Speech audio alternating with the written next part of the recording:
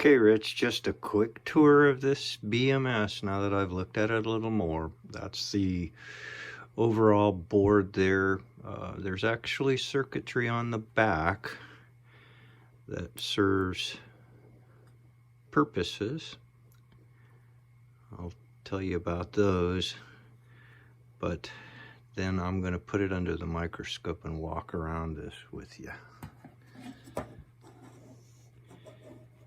First, we're going to go to that chip right there. Okay, so that is just a pre-programmed. There is no code in this thing. That's the chip that controls the BMS for the most part. And what it does is that it controls your cutoff, your high over voltage, under voltage, over current, under current, and temperature. Okay, so that's just a summary of it. Something you might want to note is this particular chip cuts out over voltage at 3.9 volts, under voltage at 2. Okay, so there's 4 cells in a lithium ion pack, and we can already know that the low limit on that battery is 8 volts.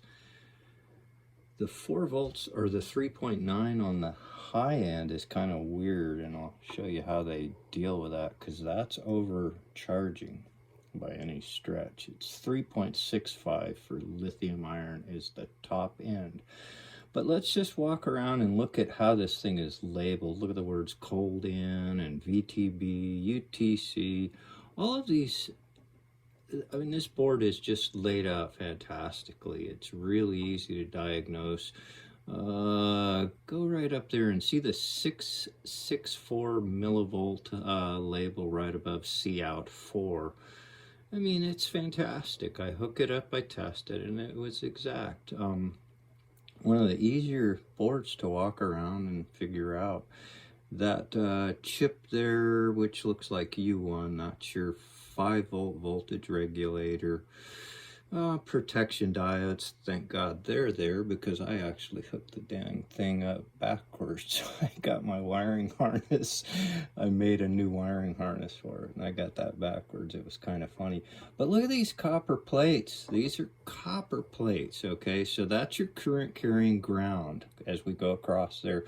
Those are your MOSFETs, or think of them as your solid state switches that connect your ground, and so it just disconnects the ground when it gets mad or it gets into a fault condition. Okay, I kind of poked a little fun of that. You know, I don't like wires. I mean, it's done, okay, to a small degree, and it's necessary in all of them, okay, but that's actually better done than I thought, and I really do like this arrangement. That is huge current carrying capability that far exceeds those 4 MOSFETs. You could put a ton of those on and make a really blasting BMS out of this thing. You've got TVS diodes, which that protects whatever high voltage transients on both ends. You've got one there and one there. I actually had that one goof with me. I thought it was flawed. When I hooked everything up backwards, it glowed pretty good under the thermal scan. That's the front side of the board in a nutshell, but I'm gonna flip it over now, give you the back side view, and see if I can get the words sort of right side up. This is interesting, okay? So you can see this is the part that actually loads down your cells when they overcharge and brings them in balance. This is your balance circuitry back here, okay? And if you look at, let's see, U6, U7, U8, and I can't find the other U. Don't worry about it, is that little jobber there.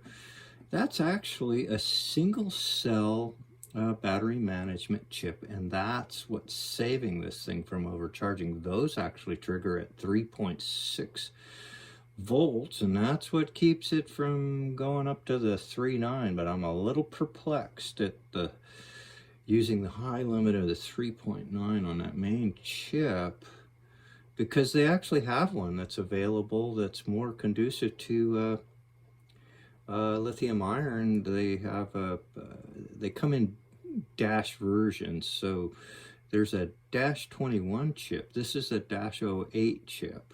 The dash 21 is 3.7 on the high end and 2 on the low end, and that makes a lot more sense. Or no, it's 2.5 on the low end. Okay, so, and that's actually a little closer to what you'd find in an Earth X. But anyway, let's see, these other giblets down here, I'm not totally mapped out on this, other than that you can see your thermistor inputs right there. And if I can get my ugly thumb right there, that's your temperature sensors. And what I think this does is it's just a logic sequence, or it's a logic circuit to trip your over temperature things, since we have 2 thermistors on this and only 1 input in that chip. So that's what's handling that. But anyway, enough of that. Very, very impressive, high quality board, and I can't find a thing